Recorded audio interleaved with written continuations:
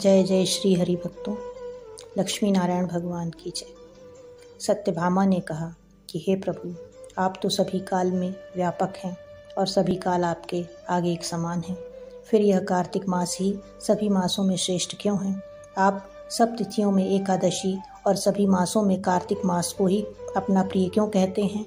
इसका कारण बताइए। भगवान श्री कृष्ण ने कहा कि हे भामिनी, तुमने बहुत अच्छा प्रश्न किया है, मैं तुम्हें इसका उत्तर देता हूँ, ध्यान पूर्वक सुनो। इसी प्रकार एक बार महाराज वेन के पुत्र राजा पृथु ने प्रश्न के उत्तर में देवर्षि नारद से प्रश्न किया था और जिसका उत्तर देते हुए नारद जी ने उसे कार्तिक मास की महिमा बताते हुए कहा कि हे राजन, एक समय शंख नाम का एक राक्षस बहुत ही बलवान एवं अत्याचारी हो गया था। उसके अत्याचारों से तीनों लोकों में त्राही त्राही मच गई। उस शंखासुर ने स्वर्ग में निवास करने वाले देवताओं पर विजय प्राप्त कर इंद्र आदि देवताओं एवं लोकपालों के अधिकारों को छीन लिया। उससे भयभीत होकर समस्त देवता अपने परिवार के सदस्यों के साथ सुमेरु पर्वत की गुफाओं में बहुत दिनों तक छिपे रहे। तत्पश्चात वे निश्चित होकर सुमेरु पर्वत की गुफाओं में ही रहने लगे।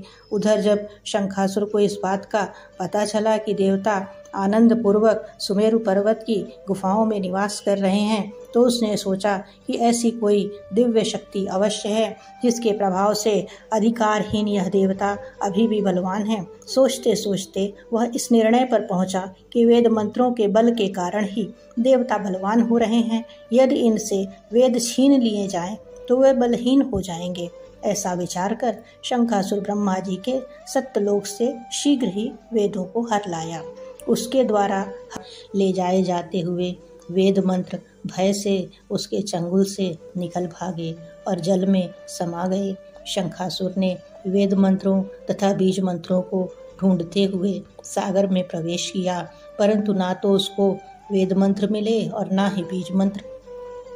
जब शंखासुर सागर से निराश होकर वापस लौटा तो उस समय ब्रह्मा जी पूजा की सामग्री लेकर सभी देवताओं के साथ भगवान विष्णु की शरण में पहुँचे और भगवान को गहरी निद्रा से जगाने के लिए गाने बजाने लगे और धूप गंध आदि से बारंबार उनका पूजन करने लगे। उपदीप नैवेद्य आदि अर्पित किए जाने पर भगवान की निद्रा टूटी और वह देवताओं सहित ब्रह्मा जी को अपना पूजन करते हुए देखकर बहुत प्रसन्न हुए तथा कहने लगे, मैं आप लोगों के इस कीर्तन एवं मंगलाचरण से बहुत प्रसन्न हूँ। अब आप अपना अभीष्ट वरदान मांगिए, मैं अवश्य ही प्रदान करूँगा।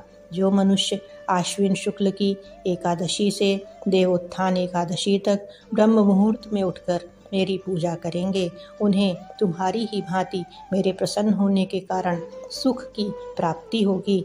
आप लोग जो पाद्य, अर्घ, आचमन और जल आदि सामग्री मेरे लिए लाए हैं, वे अनंत गुणों वाली होकर आपका कल्याण करेगी। शंखासुर द्वारा हरे गए संपूर्ण वेद जल में स्थित हैं। मैं सागर पुत्र शंखासुर का वध करके उन वेदों को अभी लाए देता हूँ। आज से मंत्र, बीज और वेदों सहित मैं प्रतिवर्ष कार्तिक मास में जल में विश्राम किया करूँगा।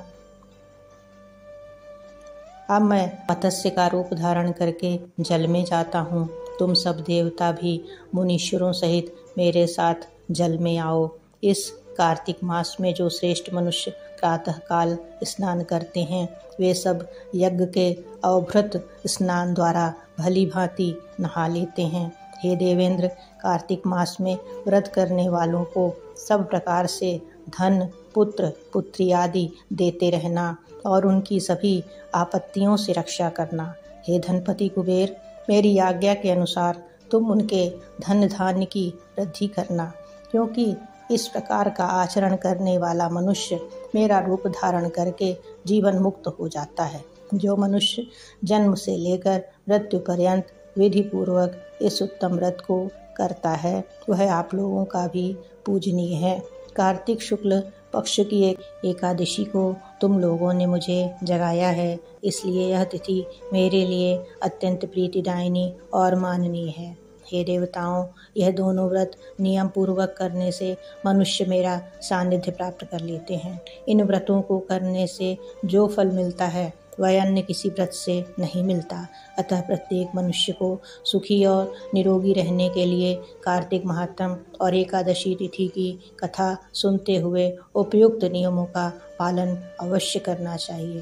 बोलो जय श्री हरि। लक्ष्मी नारायण भगवान की जय हो।